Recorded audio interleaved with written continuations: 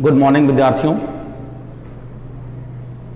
I am Mohan Prasad Gupta, assistant teacher, Navjivan intermediate college Patharwa Kushinagar. In the previous class I taught you the first part of the first chapter, The Enchanted Pool, written by C. Rajagopalachari. And now in the present class I am going to teach the second and last part of the first chapter, The Enchanted Pool. पिछले class में मैं जो आप लोगों को बताया था उसमें मैं ये बताया था कि आखिर वास्तव में किस व्यक्ति को हम वास्तविक ब्राह्मण कहेंगे।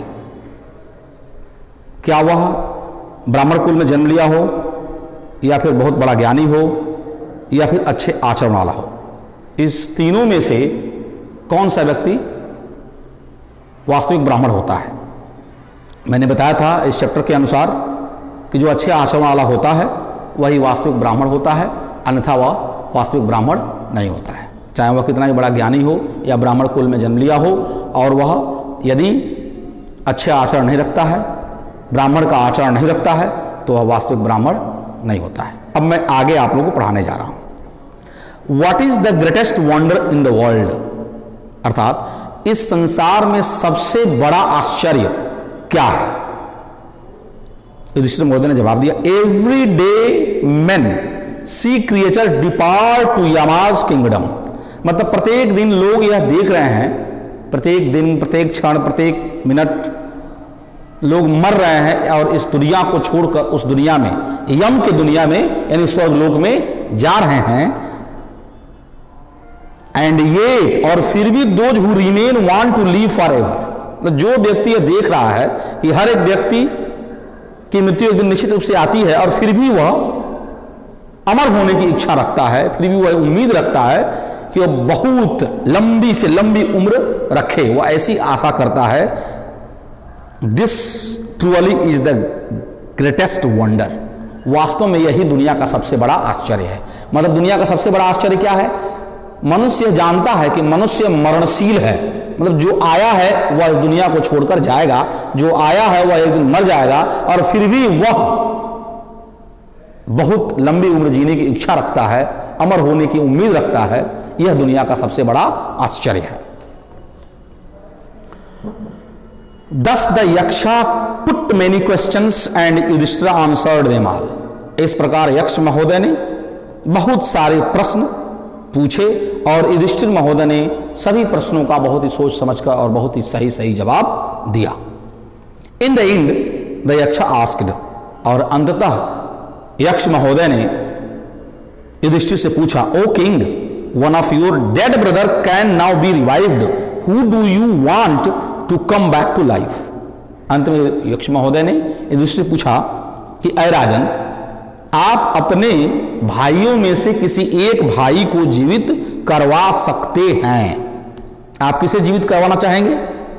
It took Yudhishthira a moment to think that, and then he wished them that the cloud complexioned, lotus eyed, broad chested and long armed Nakula, lying like a fallen ebony tree, might arise। मतलब युधिष्ठिर महोदय को सोचने में क्षण भर का समय भी नहीं लगा, और उन्होंने तुरंत यह अनुमान लगा लिया, यह समझ लिया, यह सोच लिया और कामना व्यक्त कर दिया कि वह क्लाउड कॉम्प्लेक्सन्ड, अर्थात बादलों के मुखमंडल वाले, लोटस आइड, कमल नैनों वाले, ब्रॉड चेस्टेड, चौड़ी छाती वाले, लॉन्ग आर्म और लंबी भुजाओं वाले नकुल, जो एबोनी ट्री की तरह अचेता अवस्था में पड़े हुए हैं, उन्हें जीवित कर दिया जाए। मतलब उन्होंने यह कामना व्यक्त किया, अभिलाषा व्यक्त किया कि अय यक्ष महोदय, मेरे भाई नकुल को आप जीवित कर दीजिए, उन्हें प्राणदान दे दीजिए। The Yaksha was pleased at this and asked Yudhishthira. इस प्रश्न का जवाब सुनकर, उनकी यह इच्छा जानकर यक्ष महोदय और भी ज्यादा प्रसन्न हो गए, और युधिष्ठिर महोदय से उन्होंने पूछा, what did you choose, why did you choose Nakula in preference to Bhima who has the strength of 16,000 elephants. उन्होंने युधिष्ठिर महोदय से पूछा कि तुमने भीम की तुलना में, भीम की अपेक्षा तुमने नकुल को क्यों चुना, जबकि तुम्हारा भाई भीम ज्यादा शक्तिशाली है। वह इतना शक्तिशाली है कि उसके पास 16,000 हाथियों की शक्ति है, फिर भी तुमने नकुल को जीवित कराने की इच्छा व्यक्त की, ऐसा क्यों? I have heard that Bhima is most dear to you. मैंने तो सुना है कि भीमा तुम्हें और भी ज्यादा प्रिय है। एंड वाई नॉट अर्जुना, चलो ठीक है तुमने भीम को नहीं चुना तो कम से कम अर्जुन को चुने होते। Whose strength in arm is your protection, जिसकी भुजाओं की शक्ति तुम्हारी सुरक्षा है, आपकी सुरक्षा है। आपने अर्जुन को भी नहीं चुना, आपने भीम को भी नहीं चुना। Tell me why you choose Nakula rather than either of these two. मुझे बताओ कि तुमने भीम और अर्जुन की तुलना में नकुल को जीवित कराने की इच्छा क्यों व्यक्त की? युधिष्ठिर रिप्लाइड, युधिष्ठिर महोदय ने जवाब दिया, ओ यक्ष महोदय, अय यक्ष महोदय, dharma is the only shield of man and not Bhima Arjuna. मनुष्य की रक्षा उसका धर्म करता है, मनुष्य की रक्षा उसका कर्म करता है, मनुष्य की रक्षा उसका फर्ज करता है, भीम या अर्जुन जैसे भाई नहीं। If Dharma is given up, यदि धर्म को त्याग दिया जाए, मतलब धर्म हम अपने कर्म से, अपने फर्ज से निकाल दें, तो मैन विल बी रूइंड, तो मनुष्य बर्बाद हो जाएगा, मनुष्य का नाश हो जाएगा। Kunti and Madri we are the two wives of my father, मतलब कुंती और माद्री मेरे पिता के 2 पत्नियां हैं। I am alive a son of Kunti, मैं कुंती पुत्र जीवित हूं।